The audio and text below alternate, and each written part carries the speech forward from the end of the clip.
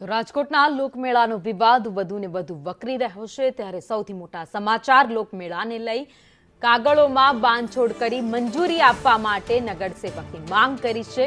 ભાજપ અગ્રણી અને નગરસેવક વિનોભાઈ દવાએ નિવેદન આપ્યું, રાઇડ સાથે લોકમેળો થવો જોઈએ।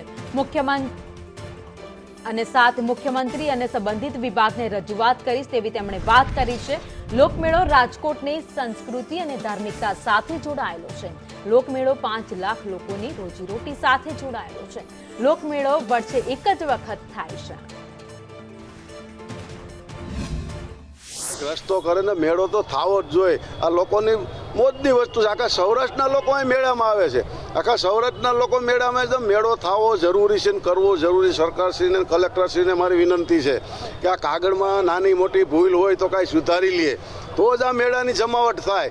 સ્ટોલમાં એક સ્ટોલમાં 2, 5, 10 માણસો હોય તો બધાની રોજીરોટી હાલે। આમાં 5 લાખ માણસની રોજીરોટી હાલે એવો સવાલ છે।